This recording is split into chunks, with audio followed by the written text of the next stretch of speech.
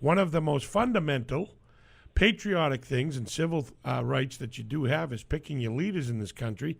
And here in Massachusetts, we have a race going on, and I love competition. Charlie Baker is the incumbent, as you know, Governor Charlie Baker, but there's a gentleman out here, Dr. Scott Lively, who has challenged this sitting governor and is nice enough to sit with us and, via the phone. He's way out, I believe, in the Worcester area. We'll find out. And to come on and say hello and tell us what he's about and get an interview because he's interviewing every day for the job of governor of Massachusetts. Welcome, Dr. Scott. It's very good to be here. Thank you for having me on with you. Okie doke. I actually saw you, being the news junkie that I am, I saw you on the record with Ed Harding on Sunday. And that's how I first got a hold, saw you. And then the article came out. Congratulations, you got on the ballot in Massachusetts. I'm Joe Ligotti, and my partner here would like to say hello to you, Chris. Hey, Scott, it's Chris Palermo here. Thanks so much Chris. again for being on in Boston. Let's start here, the good news here where you were able to, and I think it really is satisfying appetite for Massachusetts for a true conservative, that you went above and beyond the delegates needed to get on the ballot. Why don't you let us know what happened in Worcester?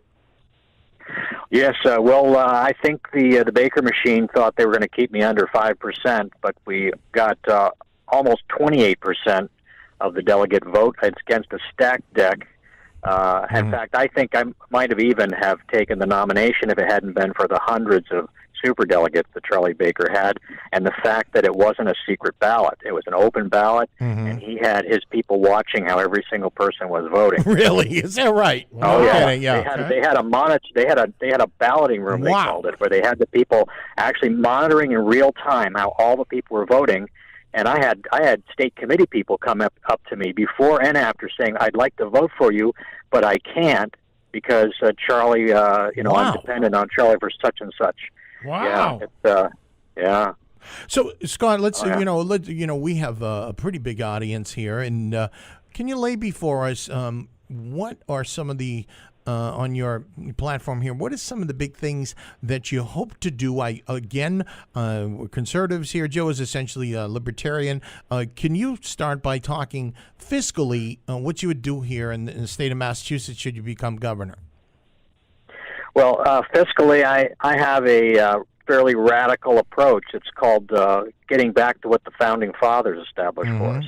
Local control, delegated power, and I have a package of several items that you need to do together for them to be fully operational and accomplish the task.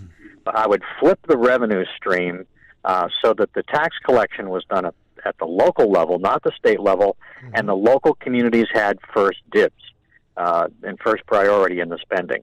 I would put all of the social services, education, all the things that can be done at the local level under local control. I would dramatically shrink state government and fund it through what I call community federalism, in which the communities fund the state government for only those things that they can't do themselves as well. Scott, roads, prisons, things like that. Scott, tell me, you say shrink the state government. How would you shrink the state government? You would have us do more of the getting the permits and the licenses at town halls and city halls? Well, the problem with state government is the layers of bureaucracy. It's really following a sort of a Soviet communist model from the 1920s. The Founding Fathers gave us a system of local control, that they wanted government to be as close to the people as possible. It's the people who delegate their authority to governmental entities in the original concept of constitutional republicanism. But it's flipped upside down. We now have a sort of totalitarian regime. It's all top-down laws being imposed on us by people that are far away. And the further that government gets away from the people, the less accountable it is, the more corruption that can come in, the more waste, fraud, and abuse. And it sounds to me that what is inspiring this, a couple things here, sounds like you would come in and make some wholesale cuts. Second of all, this sounds to me like the travesty, the disgrace, the mess that is the EBT card program here in Massachusetts, right?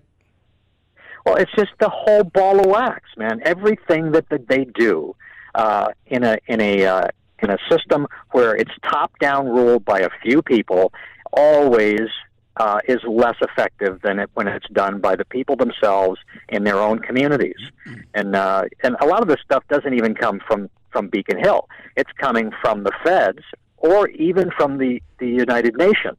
Like the education policy that we're suffering under and have been for many years in the United States.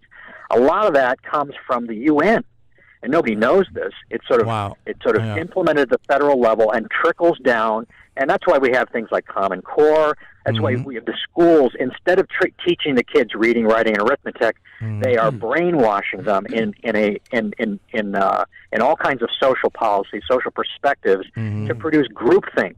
Right? They're not producing individual thinkers. They're not teaching common sense. They're not teaching critical thinking anymore. They're just simply teaching rote memorization of politically correct dogma. Okay, well, I appreciate that. Now, Dr. Lively, it says here, and again, you are an attorney, but you're also a pastor and an activist. And again, you're on the Salem Media group here, and they are a Christian conservative radio network with over, I want to say 100 or so. 100. Oh, yeah, I've been on Salem radio stations all over the United States. Terrific. Oh, wow, Terrific. Perfect. Okay. Yeah. Now, and I know that you wanted to run for governor because you have some of these ideas, but what actually made you pull the trigger? Didn't you run for something else? And I apologize for not having that in front of me. I have your bio here, but you ran for something else, didn't you? I ran for governor in 2014. That's what it was, a governor. I thought it was Senate, but yeah, but I only did it to have a platform at that time. I told people I didn't want to win. I raised the minimum amount of money intentionally. I did it part-time, and it was all just simply to have a platform to advance a biblical worldview in the political arena, because it's the darkest arena of our society. I'll agree with that. And it was effective. Yeah, it was very effective. Yeah. Had a great. But this time, I'm running to win. Now, Doctor, would you mind staying on hold for just a couple minutes? We'd love to get into now some of your activism and all that other stuff. We are going to come back with Dr. Scott Lively, who is challenging the sitting governor, Charlie Baker, in the Republican primary. This is Ligotti and Palermo, The Answer. Oh, yeah, we're rocking out here with Scott Lively on The Answer at Ligotti and Palermo, AM-950, 100.3. Hey, Joe, yes. We're lucky enough to have Dr. Scott Lively on the phone with us. Right. And thank you for arranging this. And, Scott, you still there with us? I am. All right. Okay, Thanks for hanging on, Joe. Now, we know what you want to do politically, sir, and I appreciate all the ideas. And, again, I like small government myself, but living in a small town. But, again, I did hear a couple of things on the record that I wanted to ask you about myself personally. Sure. I see that you've been a lifelong anti-abortion fella. I can agree with you there. Which I agree with you, and as you know, Salem Radio, tons of God-fearing pastors and whatever. we all That's agree. right. I do want to ask one thing, though. You had mentioned that, and again, I also want to praise you. I believe that you are in recovery and have been for an awful long time, and you were strong enough to beat your addiction. What was it? Alcohol, it says here, correct? Well, I was an alcoholic and a drug addict for 16 years from the age of 12. God love I you. didn't beat it. I surrendered my life to Jesus Christ, and I was healed and delivered. I love it. Miraculously, instantaneously. I never had another desire to take drugs or drink ever again from that very moment. Well, we do share to this day. We do share something, sir, because again, I wasn't probably as smart as you to accept Jesus as quickly, because I waited till I had a heart attack and I was sitting in a lying in a hospital bed by myself, counting the ceiling tiles at 3 a.m. And we tend to hold off on calling on Jesus' help and God's help until we really back ourselves in corners. But so I do. I am an addict myself. I almost ate myself to death, but I'm down 147, and I'm very happy, and I'm only halfway there. But I do want to ask you again. I understand you being a Bible-fearing, God-fearing man. This anti-homosexuality platform that you have, being in Massachusetts, I also heard you say that you believe that this is a medical condition, correct? No, not. My number one issue is the slaughter of the unborn. Okay. In abortion clinics. There's no other issue until we stop the killing of the babies. Well, that really, I mean, everything else has to fall. And this idea. Let me finish this point. This idea that pro-choice or pro-abortion is somehow a moderate position is an insult to intelligence. There is no more extreme position that a person can hold than to support the idea that innocent unborn babies can be slaughtered in their mother's wombs as a matter of public policy. Okay. And so that's not moderate. That is extreme. I'll agree with and that. I will do everything in my power to stop that from happening in Massachusetts. And you know what? Ronald Reagan is the only president since Eisenhower to win Massachusetts. He did it twice in a row in 80 and 84, and he did it by being the strongest pro-life president until Trump. And that's a lesson that the Republicans should have learned back then, and they never did. Okay, but again, I'm going back to your appearance with Ed Harding on CVB on the record, where you had mentioned that you had brought a young man into your home. And you were nice enough to help him through the Bible. Converting. Yeah. Sonny Weaver was a homosexual guy who was dying of AIDS, and he lost his home and his job. Okay. He wasn't that young; he was in his 40s, but he lost his job and his home at the same time because he was the manager of a gay apartment complex. And when he turned his life to Christ, the people that used to be his friends all turned against him and kicked him out. So he had no place to go, no home, no job, and he came to my church. His gay friends. Yeah, his gay friends. This was a gay apartment complex, right? And they threw him out, and he was dying of AIDS. He was gay, sir. That's what I'm trying to get to. That's right. Yeah, okay. He was gay. All right, but he accepted Christ. Okay, and he repented of that, and he got thrown out. And I met him at church. And my wife and I just happened to be moving at the same time, moving residences. And I told Sonny the first within 10 minutes of meeting him, when I heard his story, I said, if we can find a house in which you can have quarters in that house for yourself, you can come and live with us. And then the Lord opened miraculously the perfect residence, and we took care of him for the last year of his life. He became a part of the family. I was with him the night that he died in the hospital. God love you. That really is a testament to your beautiful heart and your wife's beautiful heart. My question also is, see if I remember, because again, how I met you the first time was through this TV interview, so I did make some notes.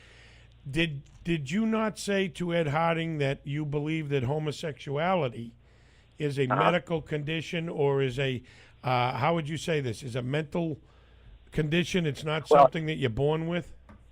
Well, I think the Catholic Church really has the most mature approach to the issue of homosexuality in society. The encyclical that was written by Cardinal Ratzinger before he became Pope Benedict, yes, sir. which was the policy position of Pope John Paul, was that homosexuality is intrinsically disordered. You know, but then again, having an addiction like we have is also intrinsically disordered. So it's not some sort of condemnation, of moral condemnation. It's just the fact that it's out of order from the way God wants things to be. Okay. And then the choice you have, whether you're an addict, whether you're into drugs or alcohol or same-sex behavior, is the choice is, are you going to indulge yourself in the thing that God doesn't want you to do, or are you going to resist it and try to overcome it? That's what it really comes down to. Can I? It's Chris here, and let me ask you: do you think?